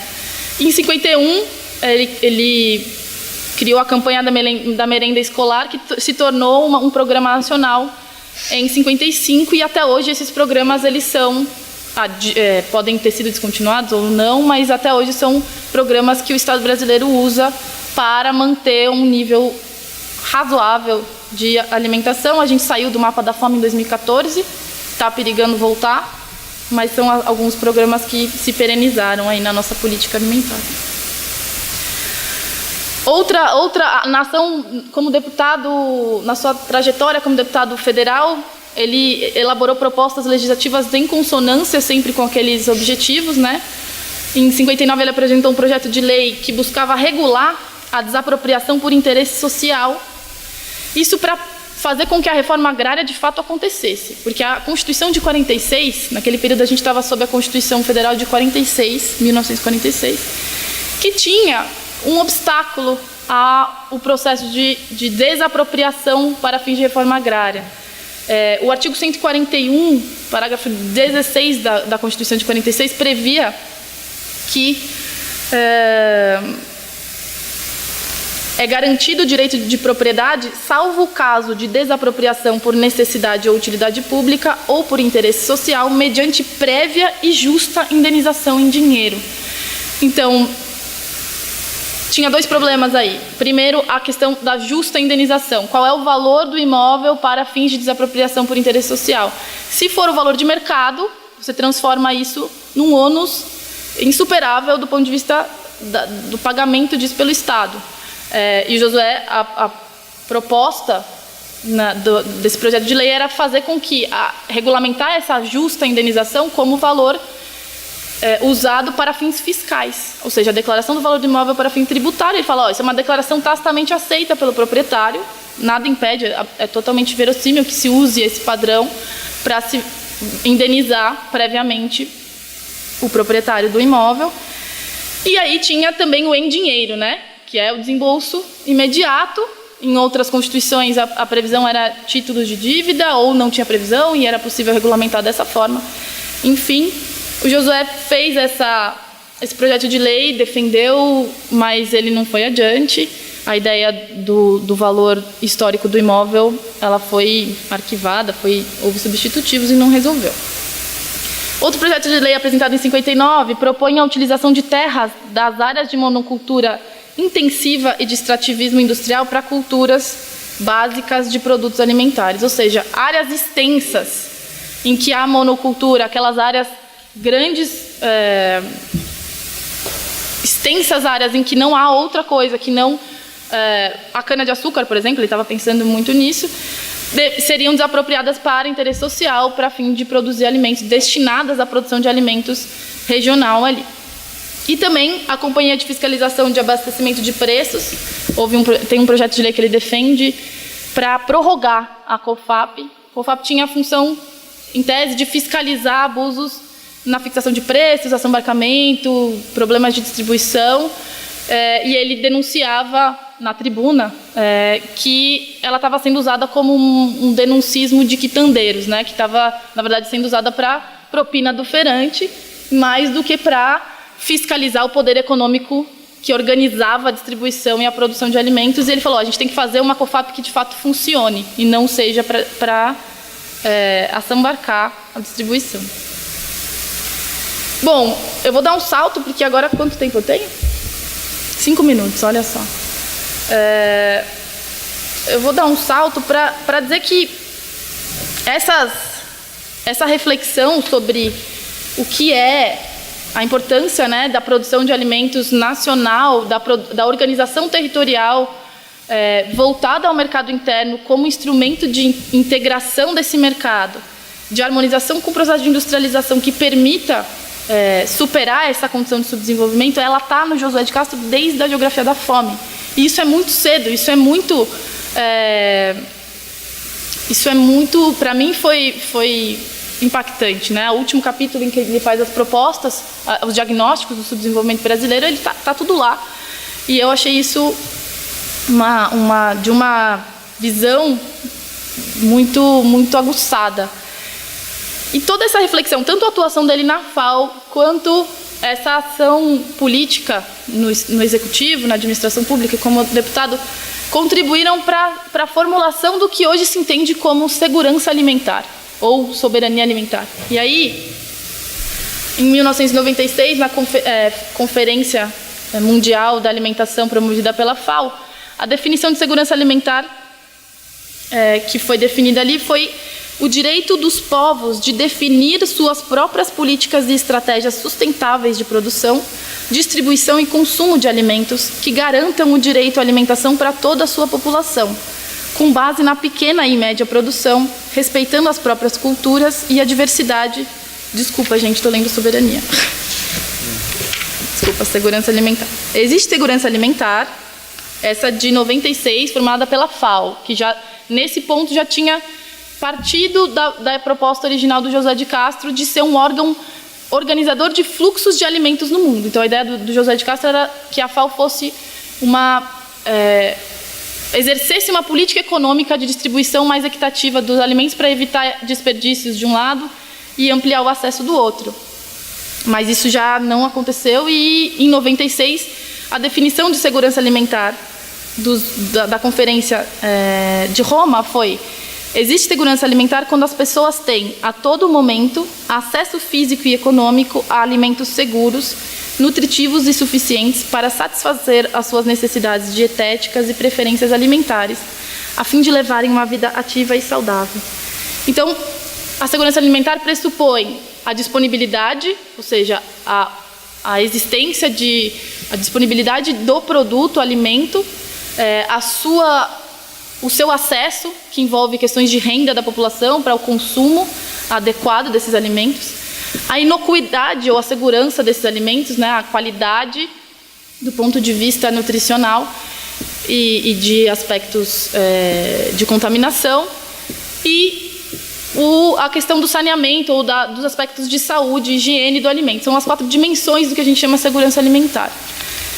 Mas, justamente porque a FAO estava aquém do que seria uma política de desenvolvimento efetiva para a soberania, a organização e o desenvolvimento dos países da África, da Ásia e da América Latina, houve uma cisão e uma conferência em 2001, diversas organizações sociais e representantes de diversos países, acho que 60 países, se reuniram em Havana e definiram o conceito de soberania alimentar, que é uma organização paralela, né, da FAO, para dizer que soberania alimentar é o direito dos povos de definir as suas próprias políticas, aí sim, e estratégias sustentáveis de produção, distribuição e consumo de alimentos que garantam o direito à alimentação para toda a sua população, respeitando, com base na pequena e média produção, respeitando as próprias culturas e a diversidade dos modos camponeses, pesqueiros e indígenas de produção agropecuária, de comercialização e gestão dos espaços rurais, nos quais mulheres desempenham um papel fundamental.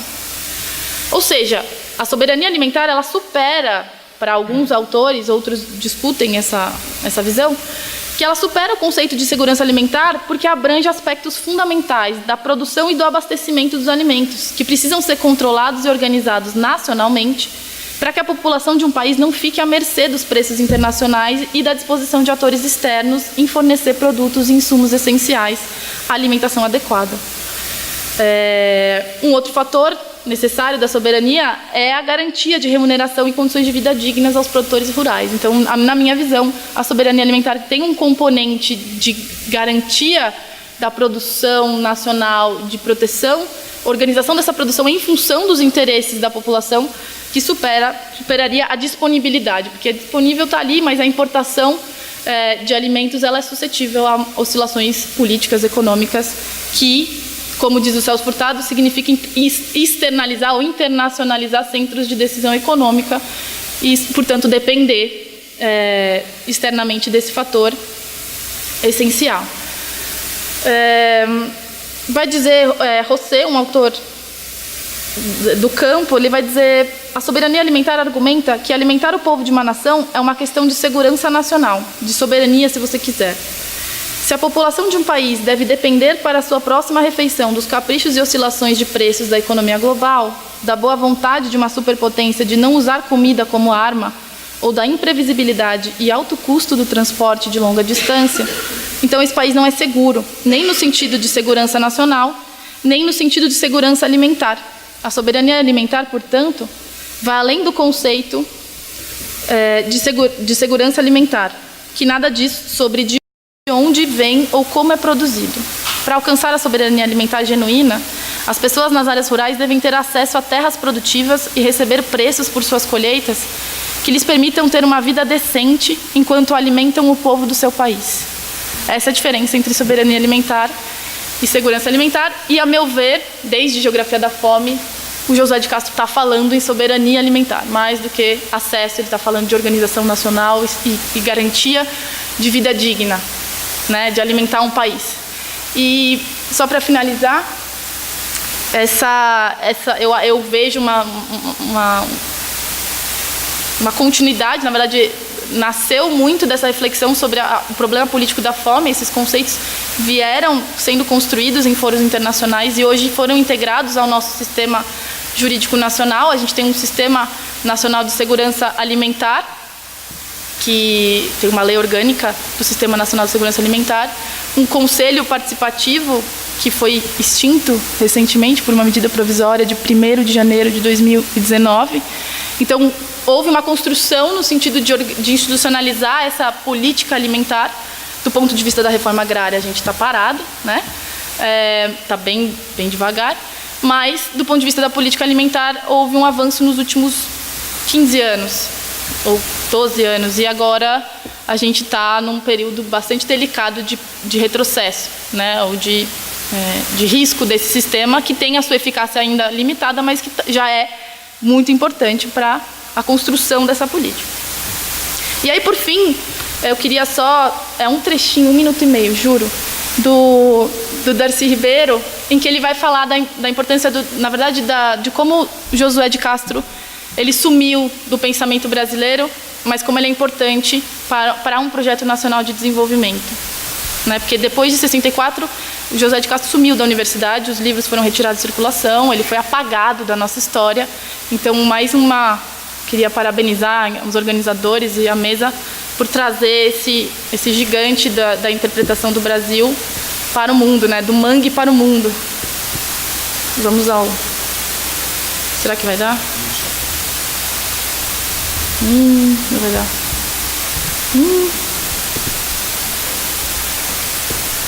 Você sabe qual é, né? Vai lá.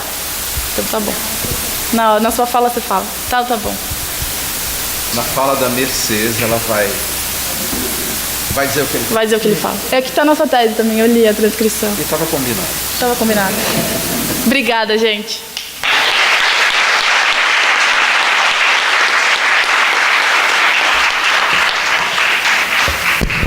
Muito obrigado, Leia. Não se preocupe, os objetos não nos obedecem, só quando eles querem, viu? Isso é bom. E o contrário também é verdadeiro. Nós obedecemos, o contrário é invertido, né? Bem, agora dando continuidade, nós vamos passar a palavra para Mercedes de Fátima dos Santos Silva, que é professora atualmente. Eu vou começar por isso porque eu esqueci no dele, que é professora da Universidade Federal do Rio Grande do Norte, colabora no Laboratório de Pesquisa Social em Medicina e Saúde da Universidade Federal também do Rio Grande do Norte. Ela é socióloga, se formou na Universidade Federal de Pernambuco, mas fez seu mestrado lá também, né? E finalmente fez o doutorado aqui na Unicamp, como eu já havia adiantado, na Faculdade de Ciências Médicas, num programa de pós-graduação na área de concentração de Ciências Sociais em Saúde. Coisas da Unicamp, essas misturas, né? E, portanto, ela é doutora em Saúde Coletiva. Eu vou aqui mencionar os títulos do seu mestrado e do seu doutorado, para vocês verem a ligação constante que a Mercedes tem com a obra de Josué de Castro. Ela fez um mestrado cujo título é Josué de Castro. Bom, aí como sociólogo apenas, né? Josué de Castro, Pensamento em Ação, a gênese do plano de segurança alimentar. E o seu doutorado, que eu já deixo aqui como uma pergunta para você responder, já que você se perguntou. Josué de Castro é autor de um legado esquecido? Pode responder para nós aqui. Falar assim. Muito obrigado pela sua presença. Pode?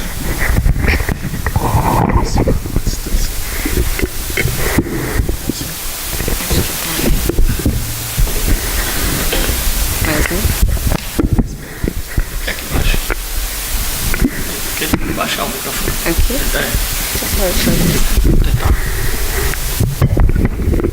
Não, ele já está no... Chegou no mínimo. Bom, boa tarde, né?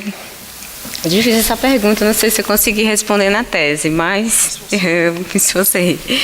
Bom, gostaria de começar agradecendo, né, ao Instituto de Estudos Brasileiros, o IEB, né, em nome de André Martins e do professor Alexandre, que entraram em contato comigo, né, pelo convite, né, e também pela oportunidade de voltar a essa que eu considero a minha segunda casa, né, a Unicamp, na qual eu experimentei e vivenciei desafios, dissabores, fiz grandes amigos, né?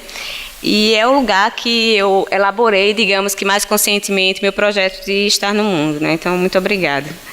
E é um prazer, né, estar fazendo parte dessa primeira jornada de intérpretes do Brasil, né, promovido pelo Instituto e pelo Instituto de Economia, pela Faculdade de Direito, e falar de Josué de Castro, né? Um personagem intérprete da realidade social brasileira, né, que nem sempre foi reconhecido por esse mérito, né?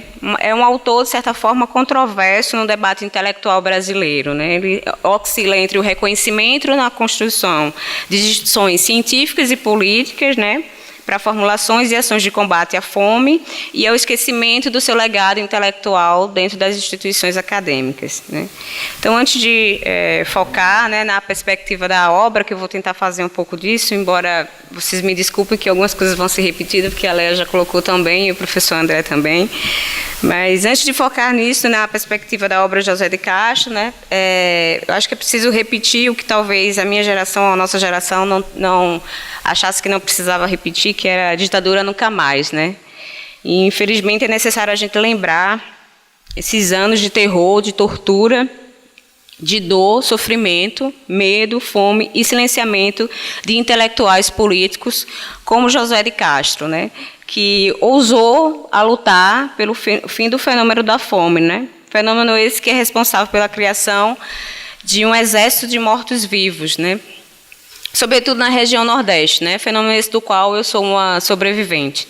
Josué era um sonhador apaixonado, né? Que ousou a ir longe, ardentemente, na busca dessas soluções. E aí, talvez, Léa, eu não diria que ele é um político, eu diria que ele era apaixonado mesmo pela temática da fome e por querer combater isso. Ele tentava, de certa forma, ousar na perspectiva da política, mas eu também acho que ele não tinha muito traquejo dentro das perspectivas, dos desvendramentos e das estratégias de ser um político profissional.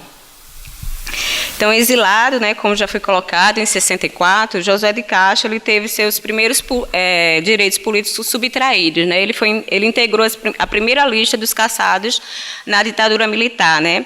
Ao lado do João Goulart, de Jânio Quadro, Darcy Ribeiro, Francisco Julião, e dentre outros, né? Tendo sua literatura, como ela já colocou aqui, banida das prateleiras, das livrarias, das bibliotecas do Brasil, né? Uma das hipóteses, né, da sua cassação aponta ao fato de que José de Castro ele encampou nos seus pressupostos de estudos e ações políticas, né, nos anos 50, nos anos 60, a luta pelas reformas de base, né, sobretudo pela reforma agrária, que representava uma necessidade, né, de suma importância histórica, né, considerada como um imperativo nacional, né, para ele, a ser alcançado para incluir milhares de brasileiros excluídos socialmente de sentar do banquete à mesa, né. Assim, como nos revela o Darcy Ribeiro, né, nesse documentário que ela ia colocar, nesse trecho, que é José de Castro, Cidadão do Mundo, e Antônio Cândido, né, antes do golpe militar de 64, seus primeiros textos, principalmente depois da publicação de Geografia da Fome, e todos os seus outros subsequentes, Geopolítica da Fome, O Livro Negro da Fome, Sete Palmos de Caixão, tiveram um grande impacto na geração de 50 e 60. Né? Essas obras elas promoveram um debate público e influenciaram as produções acadêmicas acerca de uma realidade incômoda, né? A constatação de que a sociedade brasileira, né, apresenta alto índice de miserabilidade e de exclusão social, suscitando uma questão reveladora da sua postura acerca do papel do conhecimento e do pensamento na produção de ações políticas voltadas para o combate às mazelas sociais, né? Após o golpe, né, que Darcy Ribeiro vai colocar isso exatamente nesse texto, né, ninguém tinha mais noção de quem era Josué de Castro. Né? Quando ele volta para o Brasil, nos anos 90, ele vai trazer essa perspectiva do que ele viu nas universidades. Né? Não se lia mais Josué de Castro nas universidades. Não se tinha mais noção que, quando a ONU se reunia nos anos 50 e nos anos 60, né, 5 personalidades eram indispensáveis, né, dentre elas Josué de Castro. E, possivelmente, as últimas gerações de brasileiros, né, mesmo os leitores mais assíduos, não conhecem a obra de Josué de Castro, nem sabem quem foi Josué de Castro. Em contrapartida, qualquer adolescente na França e no Canadá deve ter tido a oportunidade de lê-lo. Então, a produção de José de Castro, né, ela foi iniciada, como o André colocou aqui, nos anos 1920, né, 1925, com a publicação de um artigo sobre Freud, e se manteve ininterrupta até 1973, né, no ano do seu falecimento. Então, nesse período, foram publicados mais de 350 títulos sobre a forma de artigos científicos, artigos de jornais, entrevistas, palestras, projetos, relatórios, ensaios, contos literários, roteiros de filme, discursos políticos, né, publicado basicamente em 25 idiomas, aproximadamente. Então, durante o exílio, né, Castro ele tentou por várias vezes retornar ao Brasil, mas ele tinha restrições de sua permanência, né? Com o vencimento do passaporte, ele não conseguiu mais voltar. E aí ele morre em 73, né, em Paris, acometido de uma velha depressão, né, que o acompanhava desde a vida de estudante de medicina no Rio de Janeiro, né. Cabe ainda ressaltar, né, como a mesa aqui já ressaltou, que ele não foi um pensador, na verdade, de uma única temática, né, a fome, base do seu pensamento, né. Há outros temas sobre os quais o autor se debruçou, o que implica numa das dificuldades em analisar seu pensamento, né. Para sistematizar suas ideias, né, a gente deve passar por diversos recortes, né, mesmo que a análise seja de apenas uma obra, né, como a Geografia da Fome, seu pensamento adentra inúmeros campos de conhecimento, né, geografia, né, direito, economia, nutrição, biologia, antropologia, agronomia, relações internacionais, ciência política, literatura, né? Por isso, considerando essa dimensão dada por José de Castro ao problema da fome, ele é de uma abrangência que, às vezes, nem sempre as análises epidemiológicas conseguem entender ao substituir o conceito de fome pelo conceito de desnutrição. Então, os grandes temas, né, de estudo de José de Castro, o problema da fome e de sobre alimentação, eles estão presentes, o que eu estudei, né, que estava mais presente em 3 grandes livros dele, né, que é o Geopolítica da Fome, o Geografia da Fome e o Livro Negro da Fome. Que esses livros, eles entraram desses livros que Josué entra na agenda política do país a partir das discussões fomentadas nele, né. Tanto é assim, né, como o Léa já havia colocado, que a sua trajetória intelectual, ela se confunde com os marcos norteadores da política de segurança alimentar aqui no Brasil. Então, claramente, a gente pode perceber, na obra de José de Castro, né, um debate entre alimentação, saúde e sociedade. E aí eu tentei colocar nos meus estudos, junto com outros autores estudiosos de José de Castro, que já traz essa perspectiva, que a sua obra, né, a sua temática, ela se divide basicamente em 3 tempos, né? Um primeiro momento, né, que corresponde à tese dele que o mal no Brasil, uma grande problemática, a tese de que o mal era de fome e não de raça, que esse tempo vai de 1930 a 1940. Um segundo momento da sua obra, que é a consolidação da ciência da nutrição como sendo uma ciência do social, né, uma ciência, numa perspectiva de uma ciência científica e, ao mesmo tempo, política. E um terceiro momento em que ele vai, de certa forma, consolidar as bases do seu pensamento e aprofundar mais numa discussão sobre desenvolvimento nacional, né. Alguns estudiosos, né, até arriscam colocar um quarto momento da sua obra, que seria a questão sobre a perspectiva socioambiental, né, do qual eu não trato nos meus estudos, né. Então, uma das primeiras teses de José de Castro seria essa perspectiva, né, a tese de mal de fome e não de raça, e a construção da perspectiva da nacionalidade que estava sendo discutida naquele momento. Em seus estudos iniciais, né, sobre a fome, Castro parte da assertiva de que a fome pode intervir como força social, né, capaz de modificar a conduta e o comportamento do ser humano, né, agindo assim, em consequência, como um fator de desajuste entre indivíduos, povos e nações. Então, essa lógica operada por Castro, inicialmente nos anos 30, leva ele a elaborar essa tese de que o mal é de fome e não de raça, né, apresentando assim umas rupturas e continuidade e descontinuidade do debate do pensamento social brasileiro que estava em voga naquele momento, né, no final do século XIX, início do século XX, que era a construção da brasilidade, né.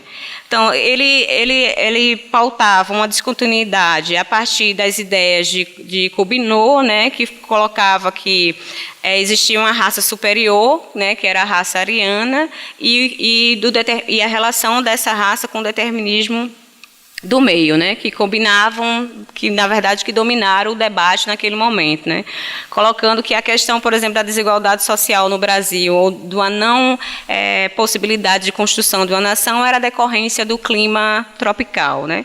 E aí Castro vai nos alertar, né, que esse era um debate que era provido de muitas heresias e que tinha inclusive estudos, né, de outros pensadores da época, né, como Roquette Pinto e Manuel Bonfim, né, assim como Castro também pouco lido no pensamento social brasileiro, que não absorveram essas ideias preconceituosas, né? Que segundo Castro, que ressaltou que o mal social que nos atinge, né, que era a fome e a subalimentação, também atinge outros países com clima que não é tão tropical como o nosso e onde não se processou o caldeamento das raças, né? Então, nesse momento, desse modo, né, o elo de continuidade com o debate anterior ele foi estabelecido com base na reinterpretação dessas análises. Né? Isso porque mal de fome e não de raça, ela contribuiu para uma passagem de uma perspectiva de uma antropologia mais física para uma antropologia cultural, né? Difundida já aqui no Brasil por Freire, né? Mas aí Castro, como o André já estava colocando ali, essa tentativa de se aproximar do cultural, né, e se afastar do biológico, né, em direção ao social, essas direções, nesse primeiro momento dos seus estudos, né, nos anos 30, nos anos 40, elas não eram tão sólidas, né? Porque a grande preocupação de Castro nesse momento, era formar um processo de educação racional alimentar aqui no Brasil. Então, ele tentava sistematizar uma proposta também de uma ciência, né, que era a ciência da nutrição, que ela foi fundada a partir de uma reconstituição do biológico, colocando essa perspectiva biológica como o fato de uma evolução social no Brasil, né? E aí essa reconstituição do biológico em direção ao social, ela sofreu forte influência também da perspectiva do primeiro movimento sanitarista que a gente vai ter aqui no Brasil, que concentrava suas explicações na perspectiva de que o Brasil estava doente e que assim precisava se tornar sadio se a gente quiséssemos assim construir uma nacionalidade.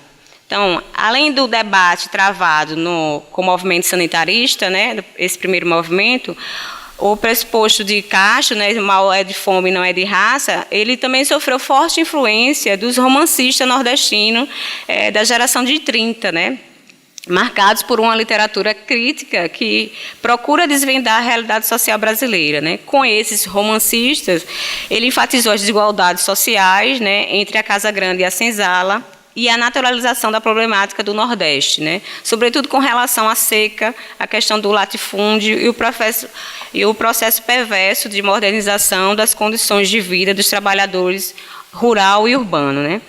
Por isso, essa aproximação, né, do diálogo entre a dimensão biológica e a dimensão sociocultural, né, embora que no primeiro momento não aparentasse controvérsia, passa por dois momentos de sua obra, né? Um primeiro momento, 1930 a 1940, e um segundo momento, 1940 a 46. Né? Representava, na verdade, a tentativa dele analisar a realidade brasileira a partir da relação entre ambiente, sociedade, saúde e alimentação, compreendendo que o processo de saúde e doença ela tem uma relação com o meio, que, embora não determine, exercia, de certa forma, influência sobre a saúde das populações. Mas, entretanto, né, ao apresentar a fome, né, como um fato social, né, o biológico ele saltou como esse fator da evolução social, né, utilizando-se uma expressão que vinda do Lavoisier, né, que era como se o homem fosse uma máquina, e aí essa máquina estava debilitada e para isso ela precisava ser alimentada para que desse fôlego para uma construção de nação, né, para que o Brasil atingisse um determinado desenvolvimento almejado. Né. E aí, como esse enfoque, né, nessa primeira fase de seus estudos, o caráter ahistórico, né, embora o tempo todo ele tentasse buscar um diálogo com o pensamento social, um pouco escapava às análises de José de Castro. Né. Mas, como veremos, no conjunto de sua obra, ele fica evidente que a fome refletia um determinado gênero da vida, né? Ele balizando em suas raízes os limites da monocultura, né, que desde o período colonial afirmava que era o esteio do modelo da organização econômica social que reproduzia o processo de desigualdade.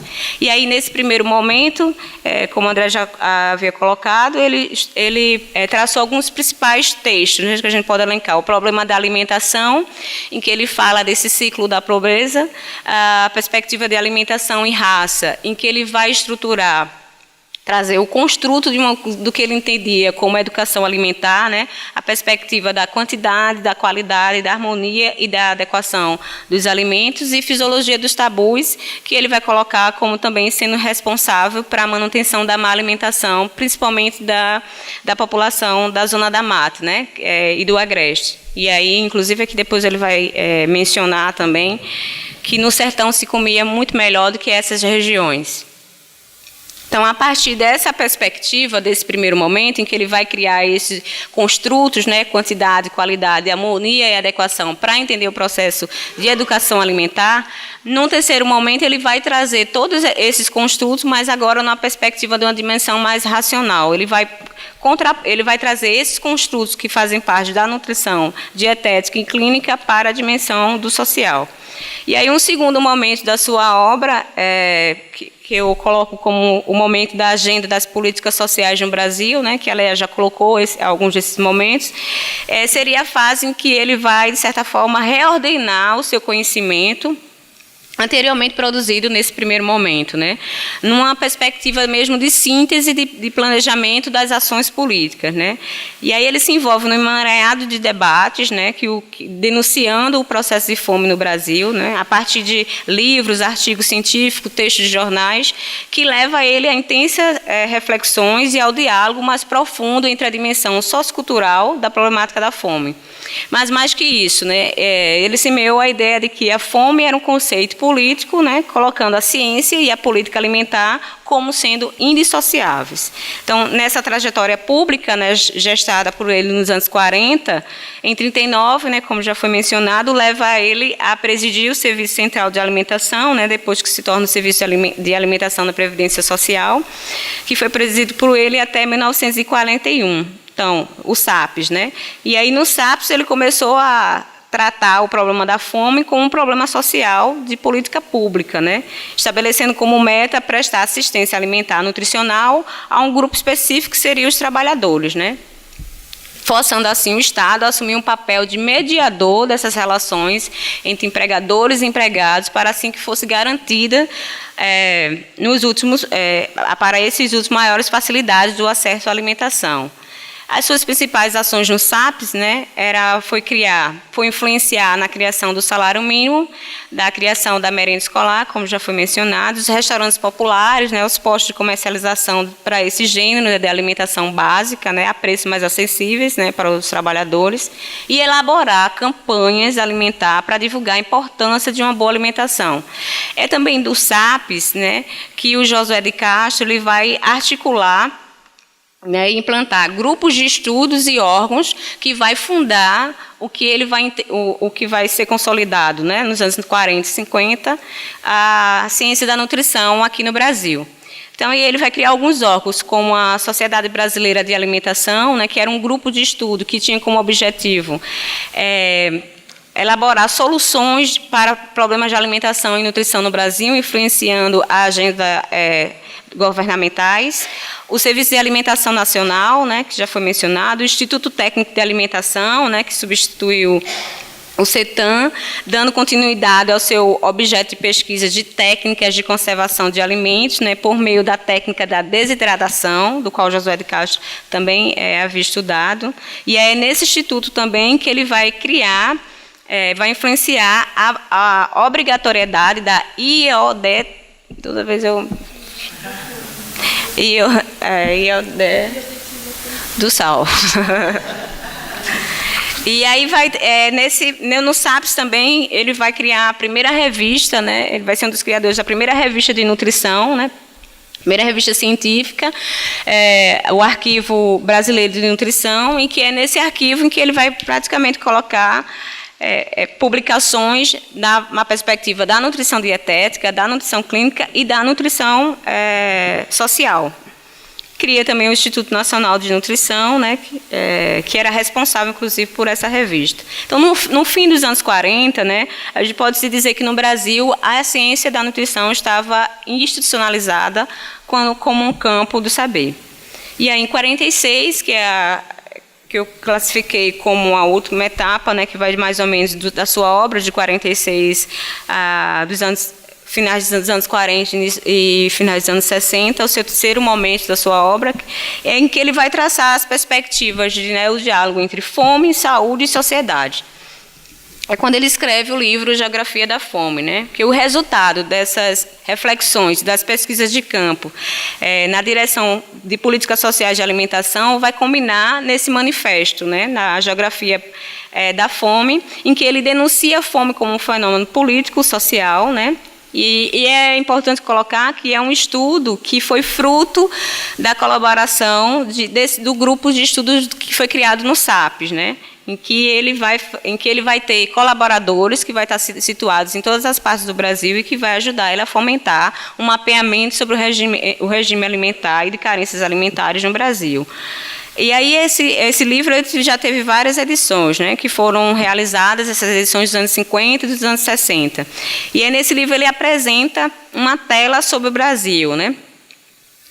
Pintada por cores, matizes e contrastes, né, para dialogar com o pensamento social brasileiro. Eu acho que é a obra que ele mais se aproxima de um diálogo social brasileiro, que busca construir no país uma sociedade democrática, moderna, sem aderência à crítica de modelos de sociedades importadas, né. É nesse livro que Josué de Castro ele começa já a fomentar um seu diálogo com o pensamento colonizado, né, que hoje a gente, inclusive, estuda mais profundamente, que a gente denomina do pensamento pós-colonial, né? Eu acho que Castro já traz ali alguns endereçamentos dessa perspectiva, né? E aí, com isso, a gente não quer dizer que Castro desafiou a ausência de um modo singular da imaginação sociológica do pensamento brasileiro tradicional, né? Mas ele não se deixou guiar por parâmetros ditados por fatores exógenos da nossa sociedade, né? Nem por uma pretensa modernidade que ignora a positividade das experiências brasileiras, né? Tentando sempre avançar na demonstração de perigos da naturalização da desigualdade social entre nós, né? Para Castro, né, a saída para colocar em pauta a elaboração de um projeto equitativo entre as regiões brasileiras, economicamente e socialmente desiguais, seria através de um planejamento de políticas agrícolas, né, e econômicas de abastecimento de alimento capaz de atender a todos os brasileiros, né? O investimento na agricultura ele coloca como sendo o grande enfoque para a construção do desenvolvimento nacional, inclusive a partir da perspectiva da reforma agrária, né?